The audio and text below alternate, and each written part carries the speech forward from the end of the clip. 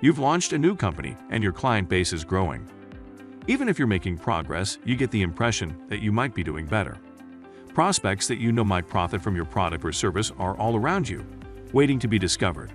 And the challenges you're encountering are less about the soundness of your solution and more about how you might reach your potential base. This is when business proposals come into play. They can act as a link between you and potential clients. Nothing speaks more directly to a customer's immediate wants than a well-written business proposal. So, in this video, we will talk about how to write a business proposal. 1. Start with the title page. You must convey some fundamental information here. Introduce yourself and your company.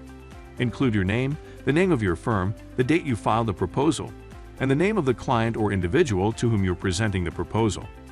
Your title page should strike a balance between engagement and professionalism. It sets the tone, so make sure yours is streamlined, visually pleasing, and not too out there. 2. Create a table of contents.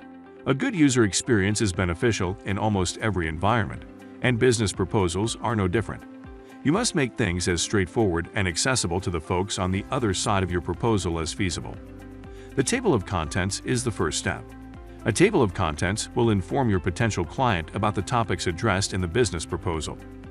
If you're delivering your proposal electronically, add a clickable table of contents that will take you to the various sections of your proposal for simple reading and navigation. 3. Add an executive summary.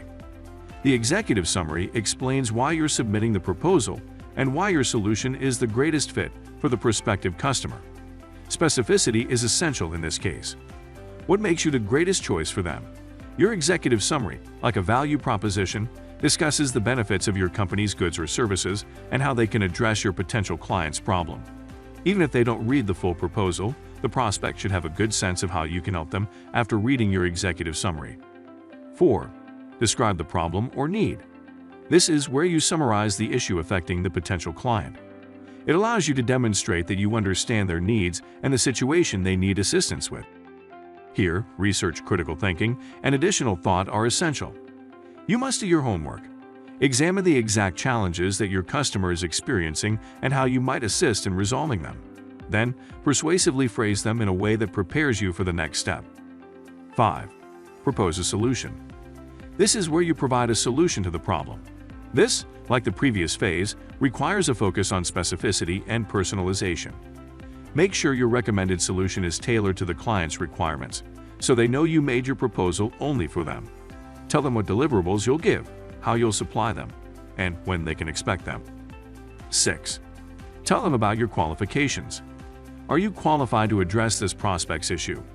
Why should people believe you? Use this portion of your business proposal form to explain why you're the ideal candidate for the job. Include case studies of customer success stories, as well as mention of any relevant awards or accreditations, to increase your authority. 7. Include pricing options. Pricing may be tough since you don't want to under or overprice your goods.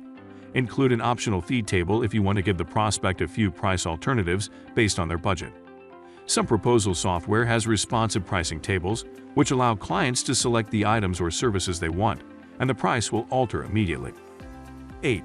Summarize with a conclusion. Summarize the proposal. Discuss your qualifications and why you'd be the greatest candidate. Confirm your availability to start a chat.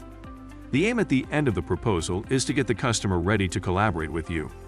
Give them your contact information so they can quickly follow up. This concludes the video for today. I hope you enjoyed this video. Don't forget to subscribe to this channel for more updates. Thank you for watching.